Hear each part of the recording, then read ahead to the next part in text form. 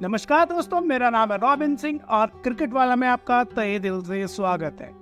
आज हम बात करेंगे जो मैच कल खेला जाएगा एशिया कप में बिटवीन पाकिस्तान एंड बांग्लादेश। ये सुपर 4 का पहला मैच होगा, तो उसी मैच से रिलेटेड आपकी क्या क्या स्ट्रेटजीज हो सकती है, कौन से प्लेयर्स आपके लिए बेनिफिशियल हो सकते हैं, कौन कौन से प्लेयर्स कल परफॉर्म कर सकते हैं और कौन से ऐसे प्लेयर हैं जो कल परफॉर्म नहीं कर पाएंगे या जिनकी बहुत कम संभावना है परफॉर्मेंस देने की। तो सब कुछ जो हम बताएंगे वो स्टैट्स के आधार पर बताएंगे, जो रिसेंट की परफॉर्मेंस रही है उसके आधार पर बताएंगे, जो पिच की कंडीशंस है, जो ग्राउंड की कंडीशंस है, ग्राउंड के ऊपर जो रिकॉर्ड्स रहे हैं पास्ट के, उसके आधार पर बताएंगे। यानी कि सब कुछ स्टैट्स के आधार पर ही होगा। मैं उम्मीद कर रहा हूँ कि आप बहुत अच्छा कर रहे होंगे एशिया कप में, क्योंकि हमारे प्रेडिक्शंस बहुत ज़्यादा एक्यूरेट रहे हैं इस पूरे टूर्नामेंट में। तो आप मेरे साथ बने रहिए, मैं आपको पूरी टीम बताऊंगा, सारे क्रिकेटर्स का आपको एनालिसिस बताऊंगा और हेड टू हेड क्या बांग्लादेश और पाकिस्तान में किस तरह का कंपटीशन रहा है और कौन से खिलाड़ी ऐसे हैं जो आपको किसी भी तरह की लीग में एज दे सकते हैं, चाहे वो ग्रैंड लीग हो, स्मॉल लीग हो या फिर हेड टू हेड कंपटीशन हो। तो शुरू करते हैं। तो अगर मैदान से शुरू किया जाए तो ये लाहौर के गद्दाफी स्टेडियम में खेला जाएगा, जो बहुत ही फेमस एक स्टेडियम रहा है। इस मैदान की अगर बात कर ली जाए तो इसकी लंबाई चौड़ाई बहुत ही एवरेज है। अगर इसकी साइड बाउंड्रीज की बात कर ली जाए तो ये 57 से लेकर 60 मीटर तक जाती है और सिटी बाउंड्री भी जो है 70 मीटर से ज़्यादा नहीं जाती। यानी कि बहुत बड़ा एक ग्राउंड नहीं है। दिन के वक्त में मैच खेला जाएगा जब मैच शुरू होगा और second inning under the lights होगी, तो सेकेंड इनिंग में जो बॉलिंग करेगा उस टीम को डेफिनेटली यहाँ पर फ़ायदा होता है। तो रिसेंट में देखा गया है यहाँ पे काफ़ी अच्छे स्कोर बने हैं, टीमों ने काफ़ी बड़े बड़े स्कोर यहाँ पे बनाए हैं। पाकिस्तान ने यहाँ पे एक मैच में 370 प्लस का स्कोर भी किया है। हालांकि लोएस्ट स्कोर भी यहाँ पे 75 समथिंग पाकिस्तान का ही है। और बांग्लादेश और पाकिस्तान के बीच जो अब तक मुकाबले हुए हैं 37, अगर उनकी बात कर ली जाए तो 32 पाकिस्तान जीता है। यहाँ पर 5 बार ही केवल बांग्लादेश के हाथ में जो है जीत लग पाई है। तो पहली नज़र में देखने से ये लगता है कि पाकिस्तान बहुत हैवी है बांग्लादेश के ऊपर, लेकिन ये क्रिकेट है और स्टैट्स के आधार पर और कंडीशंस के आधार पर और इनके बिना आप कुछ भी बोल नहीं सकते हैं, कुछ भी कह नहीं सकते हैं। केवल दूर से बोल देना कि कौन से प्लेयर कल अच्छा करेंगे और कौन से नहीं, ये उन लोगों के साथ ज्यादती होगी जो फैंटेसी लीग में अपने मेहनत के पैसे लगाते हैं और उम्मीद करते हैं जीतने की। तो मैं शुरू करता हूँ यहाँ पे पाकिस्तान की टीम के एनालिसिस से। तो पाकिस्तान की टीम काफ़ी सेटल्ड है और जीत के आ रही है, तो मुझे नहीं लगता यहाँ पे कोई चेंजेस होने वाला है। मोर और लेस कोई इंजरी हो जाए या और कोई कंसर्न हो जाए तो कोई चेंज होगा, अदरवाइज वही 11 आपको खेलती दिखेगी जो इंडिया के खिलाफ खेली थी। एक चेंज जो मुझे यहाँ पर लगता है, यहाँ पर लग सकता है मुझे कि नवाज की जगह पे कोई फास्ट बॉलर यहाँ पे इंक्लूड किया जा सकता है, किसी ऑलराउंडर को और इंक्लूड किया जा सकता है, क्योंकि नवाज की परफॉर्मेंस इंडिया के खिलाफ अच्छी नहीं रही थी। तो पाकिस्तान की स्क्वाड से शुरू करें अगर हम, तो फ़खर जमान जो है आपको ओपनिंग करते हुए दिखेंगे इमाम उलग के साथ, और बाबर इनको फॉलो करेंगे। उसके बाद रिजवान है, फिर इफ्तिखार है, फिर सलमान अली आगा है। तो यही शुरू के 4-5 बल्लेबाज हैं और मेरा फोकस इन्हीं में से 3 चुनने का रहेगा। तो फ़खर जमान को अगर देखा जाए तो बड़े मैच के क्रंच सिचुएशन के बहुत ज़बरदस्त प्लेयर हैं। तो अगर मेरी कोई पहली पिक होगी कल के मैच के लिए तो वो होगी फ़खर जमान, पाकिस्तान की टीम से फ़खर जमान। इमाम उल हक हालांकि लगातार रन बना रहे हैं, लेकिन इस तरह की प्रेशर वाली सिचुएशन में, क्योंकि प्रेशर होगा अपने घर में भले ही खेल रहे हैं, लेकिन जब पाकिस्तान और बांग्लादेश का मुकाबला होता है तो वो काफ़ी जो है हाई वोल्टेज मुकाबला होता है और बहुत कुछ इस मुकाबले के ऊपर पहले से बिल्डअप हो चुका है। तो ये रिवेंज लेने वाली बात अभी से चल रही है फैंस के बीच में, तो बहुत प्रेशर वाला मैच होगा। तो मैं यहाँ पे फ़खर जमान को रखना चाहूँगा। उनके बाद फर्स्ट डाउन पे आएंगे बाबर आजम। तो बाबर आजम रिसेंट में बहुत ही ज़बरदस्त फॉर्म में है और हर तीसरी चौथी इनिंग में जो है वो सेंचुरी लगा रहे हैं। तो इंडिया के खिलाफ तो उनको बैटिंग करने का मौका नहीं मिला, लेकिन उससे पिछले मैच में भी उन्होंने जो है एक सेंचुरी लगा दी थी। तो इस वाले मैच में आप उनको रख सकते हैं, उनके कंसिडर कर सकते हैं कि 50-60 रन आएंगे। इसके बाद जो है रिजवान जो है बिल्कुल आउट ऑफ टच चल रहे हैं, लेकिन इस तरह के मैचों के लिए मुझे लग रहा है जो बड़े इंटरनेशनल प्लेयर होते हैं वो 4-5-6 मैच से ज़्यादा जो है लगातार कभी फ्लॉप नहीं होते। तो मेरी एक ग्रैंड लीग की पिक रहेंगे रिजवान। उसके बाद सलमान अली यादव को बहुत मौका दिया जा रहा है और उनको बॉलिंग के मौके भी दिए जाते हैं, यानी एज ए ऑलराउंडर आप टीम में रख सकते हैं। उसके बाद आते हैं इफ्तिकार जो है गद्दाफी स्टेडियम में खेल रहे हैं, जहाँ पे वो कई मैच खेल चुके हैं। उनकी परफॉर्मेंस वहाँ पे अच्छी है और ड्यूरिंग जो ISL के दौरान भी उन्होंने बहुत ज़बरदस्त PSL के दौरान भी उन्होंने बहुत ज़बरदस्त परफॉर्मेंसेस ग्राउंड पे दिए। तो इफ्तिकार जो है ग्रैंड लीग में आपके कैप्टन हो सकते हैं। उसके बाद अगर उन्हें फॉलो करते हुए आगे बढ़े तो नवाज, जो मुझे लगता है नहीं खेलेंगे, और खेले भी तो कल आप उन्हें बस ग्रैंड लीग में रख सकते हैं, स्मॉल लीग में आप उन्हें ना रखें। उसके बाद शादाब खान, तो शादाब जो है उनके पिछले 1-2 मैच बहुत ज़्यादा बेहतर नहीं रही हैं विद बैट, तो मुझे लगता है कि इस बार वो बल्ले से भी कुछ बेहतर करने की कोशिश में होंगे, तो वो भी एक कंटेंडर होंगे। और पाकिस्तान की अगर बॉलिंग लाइनअप पे आ जाए तो दुनिया के सबसे तेज़ तरीन गेंदबाज उनके पास हैं, ज़्यादातर गेंदबाज उनके 150 प्लस से फेंकते हैं। और इंडिया के खिलाफ आपने देखा ही है कि किस तरह से उन्होंने जो है, शाहीन आफरीदी ने तो शुरुआत से ही जो मोमेंट हासिल कर लिया था, इंडिया के बल्लेबाजों को बहुत ज़्यादा स्ट्रगल कराया और बहुत लंबे टाइम बाद ऐसा देखने को मिला कि भारत की टीम पाकिस्तान के खिलाफ ODI में ऑल आउट हो गई है। वो तो बहुत अच्छी मिडल में जो है परफॉर्मेंस आई, या बाबर आजम की जो है बहुत ही,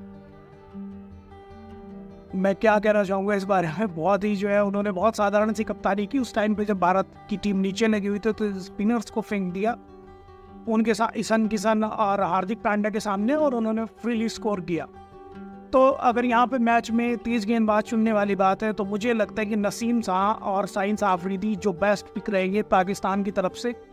लेकिन यहाँ पर नसीम और हारिस में से आप एक को चुन सकते हैं, क्योंकि ऐसा नहीं हो सकता कि आप तीनों फास्ट बॉलर एक ही टीम के ले लें।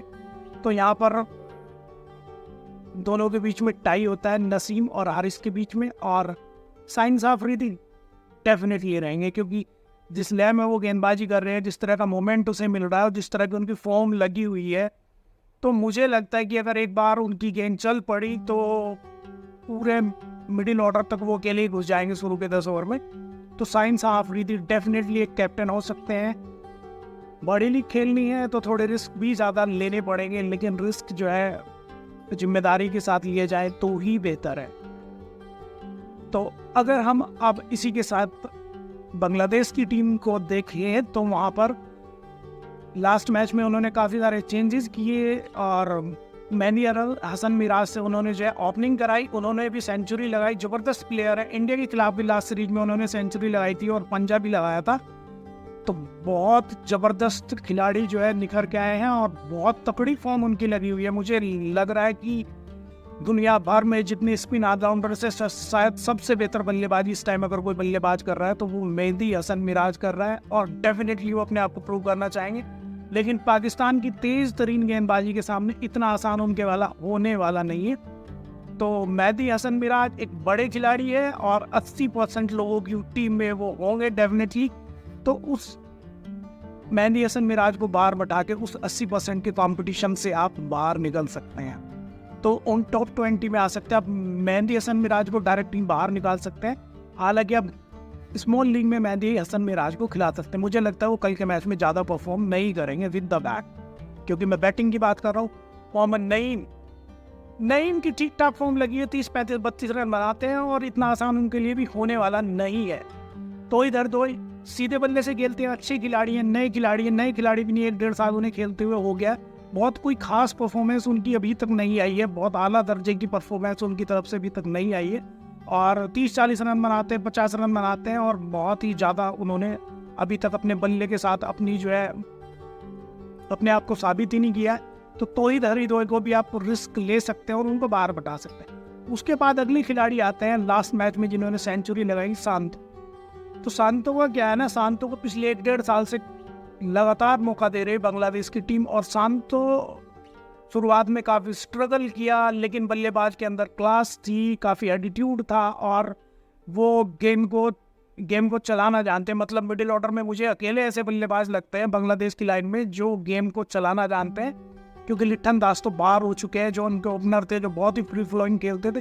तो शांतो की फॉर्म लगी हुई है, लास्ट मैच में सेंचुरी की उन्होंने, और बहुत मुझे लगता है कि बहुत ज़्यादा उनके इस मैच में बहुत ज़्यादा लोग उनको सिलेक्ट करेंगे और शांतों के साथ आप जा सकते हैं स्मॉल लीग में हेड टू हेड में। अगर सिफर साइड आप खेलना चाहते हैं तो आप शांतों के साथ जा सकते हो। उसके बाद आ जाते हैं मुशफ़िर रहीम। और मुशफ़िर रहीम का क्या है कि वो पिछले काफ़ी टाइम से जो बल्ले के साथ बहुत बड़ी पारी खेल नहीं पाए हैं, और जिस तरह का रोल भी बांग्लादेश ने उनको दिया है, क्योंकि बांग्लादेश के ऑर्डर में मिडल ऑर्डर में अगर आप देखें तो बाउंड्री हिट करने वाले या एक तरह से हार्ड हिटर बैट्समैन नहीं है, तो मुशफ़िर रहीम को जो है हार्ड हिटिंग का रोल दिया गया है। एक तरीके से पिंच हिटर की तरह उन्हें यूज़ करते हैं और वो लंबी पारी भी नहीं खेल पा रहे हैं। तो मुझे ऐसा लगता है कि मुशफ़िर रहीम को आप एज ए विकेट कीपर आप बांग्लादेश की टीम में देखते हुए कि अगर बांग्लादेश के ओपनर्स या 1 2 3 जल्दी गिर जाते हैं तो इस हिसाब से आप रहीम को एक मौका दे सकते हैं। अदरवाइज मेरी पिक फिर भी रिजवान ही रहेंगी। नए खिलाड़ी हैं, ज़बरदस्त खिलाड़ी है, एक एटीट्यूड के साथ आते हैं, और वनडे में भले ही उन्होंने बहुत ज़्यादा अच्छा नहीं किया, T20 के नंबर 1 बल्लेबाज भी रहे हैं हाल फिलहाल में और बहुत अच्छी परफॉर्मेंस दी है, और मुझे लगता है कि इनके ऊपर एज रहेंगी यहाँ पर पक्का रिजवान को। उसके बाद अगर आप आ जाते हैं शमीम हुसैन आप ले सकते हैं, ट्राई कर सकते हैं। बहुत ज़्यादा मैं उनके फेवर में हूँ नहीं, तो ये बात रहेगी। और उसके बाद अगर और कोई खिलाड़ी आपको दिख रहे हैं यहाँ पर, तो मुझे नहीं लगता और कोई बल्लेबाज यहाँ पे बांग्लादेश की टीम में कल खास कर पाएगा, तो आप सबको छोड़ सकते हैं। बाकी आ जाते हैं बांग्लादेश की बॉलिंग पे, जो बहुत इंटरेस्टिंग फैक्टर इस मैच में बनने वाला है। पाकिस्तान के पास दुनिया के 3 बेहतरीन तेज तरार गेंदबाज है जो 150 प्लस से कंसिस्टेंटली बॉलिंग करते हैं, और वाइट बॉलिंग में उन्होंने दुनिया में पिछले 3 साल में सबसे ज़्यादा नाम कमाया। और मुझे कहने में भी कोई गुरेज नहीं है, अगर बुमराह के बाद किसी गेंदबाजों ने इतनी कंसिस्टेंसी से गेंदबाजी की है और बल्लेबाजों को शुरुआती ओवर में भी और डेथ ओवर में भी बांध के रखा है, तो वो डेफिनेटली नसीम शाह और हारिस रऊफ रहे हैं।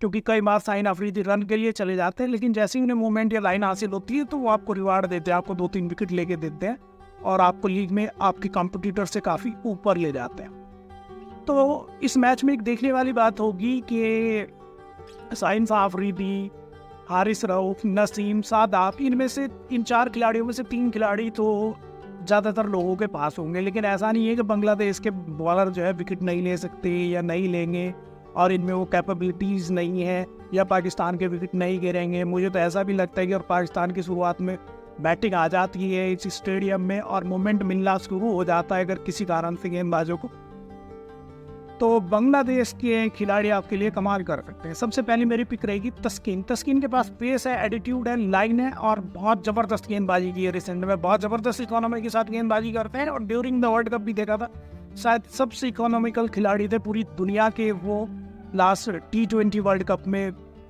माशाल्लाह क्या उन्होंने जो है मतलब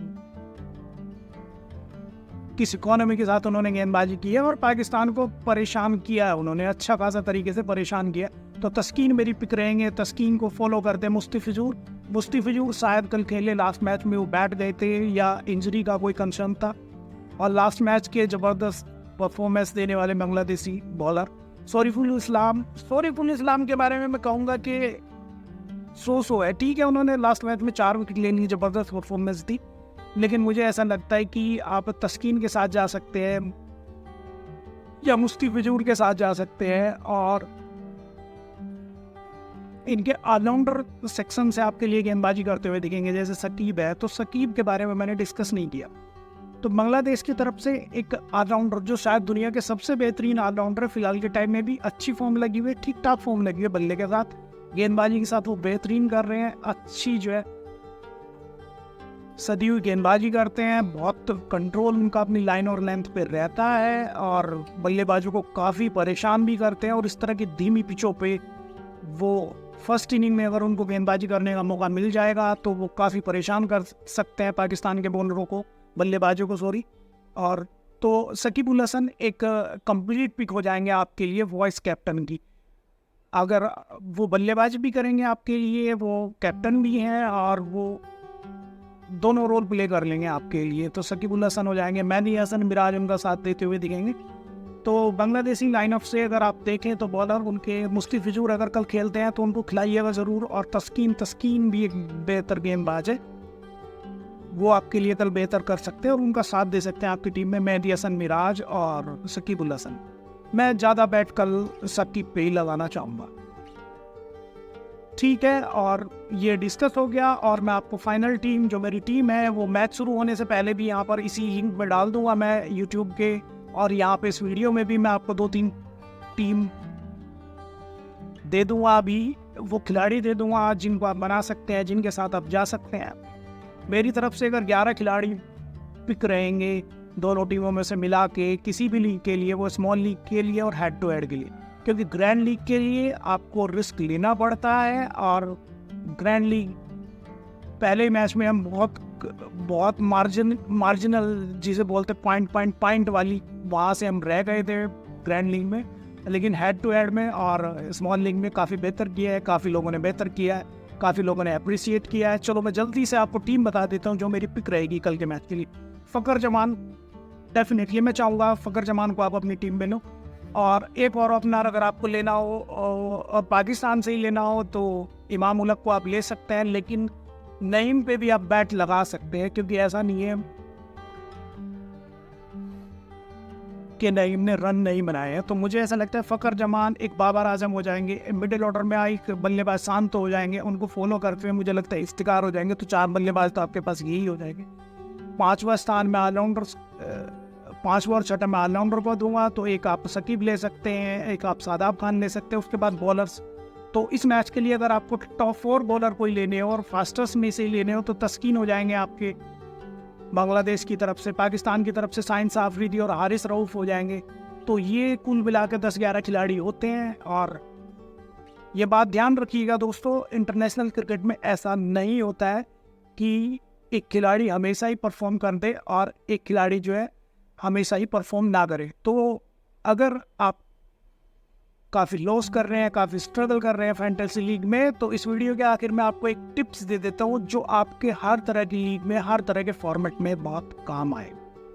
तो मैं आपको बता दूँ, कोई भी लीग हो आप खेल रहे हो, किसी भी तरह की, मतलब ग्रैंड लीग खेल रहे हो, आप स्मॉल लीग खेल रहे हो, आप हेड टू हेड खेल रहे हो, आप वनडे में खेल रहे हो, आप T20 में खेल रहे हो, या आप टेस्ट मैच में भी खेल रहे हो, तो एक बात मैं आपको बता दूं, जब भी आप खिलाड़ियों का सिलेक्शन करते हैं ना, तो स्टैट्स के आधार पर तो करें ही करें, लेकिन उनकी जो रिसेंट फॉर्म लगी हुई है, लोग बात क्या करते हैं कि अगर कोई बल्लेबाज 3 मैचों से लगातार वनडे में 50 लगाता हुआ आ रहा है, या पिछले 3 मैचों में उसने 1 सेंचुरी लगा दी है, तो उन्हें ऐसा लगता है कि वो अब लगाता ही चला जाएगा, चलता ही चला जाएगा, लेकिन ऐसा होता नहीं है। ये एक ह्यूमन नेचर होता है, ह्यूमन टेंडेंसी होती है, ये ह्यूमंस की एक लिमिटेशंस होती है कि वो अपनी परफॉर्मेंस को हमेशा पीक पर नहीं रखते। तो यहीं पे लोग बात गलती कर जाते हैं, जब भी कोई लीग के लिए वो टीम सेलेक्ट करते हैं तो वो क्या करते हैं कि पिछले मैच में उसने पंजा मारा, 5 विकेट लिए, तो उसी को सिलेक्ट कर लेते हैं। किसी लास्ट मैच में किसी बल्लेबाज ने जो है क्रंच सिचुएशन में आकर 50 मार दी, तो उसी को हम जो है लगाते रहते हैं, यूज़ करते रहते हैं और रिजल्ट कुछ नहीं मिलते। मैं आपको एक तरीका बताऊं, जिस खिलाड़ी ने लगातार पिछले 3 मैचों में परफॉर्म किया है, उसे आप चौथे मैच में आसानी से बैठा सकते हैं, ठीक है। और किसी इंटरनेशनल खिलाड़ी ने अगर 3 मैचों में परफॉर्म नहीं किया है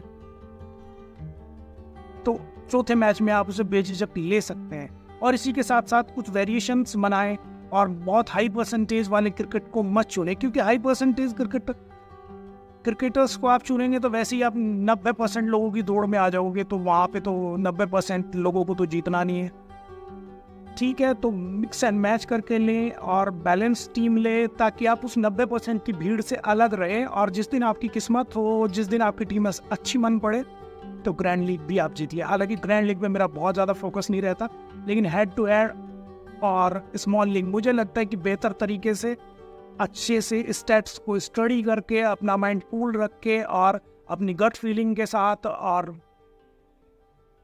एक कंटिन्यूटी के साथ खेला जाए, तो इनमें बहुत बेहतर आप कर सकते हैं, उसमें कोई डाउट नहीं है। लेकिन ग्रैंड लीग का रिस्क रहता ही है, जीत लगाने वाले लाखों लोग हैं और जीतने वाले 1-2 लोग हैं, तो ग्रैंड लीग में रिस्क रहता ही है, और रिस्क के साथ रिवार्ड भी जुड़ा होता है। अगर आप जीत जाते हैं तो आपको रिवार्ड भी बहुत अच्छा मिलता है। तो मैं यही कहूँगा कि किसी की बातों में और बहकावे में ना आए, स्ट्रैट्स को देखें, वेरिएशंस के साथ जाएं, और जो खिलाड़ी पिछले काफ़ी टाइम से जो है परफॉर्म नहीं कर पा रहा है, उनको जो है डेफिनेटली ग्रैंड टीम में रखें, ये एक टिप हो सकता है आप।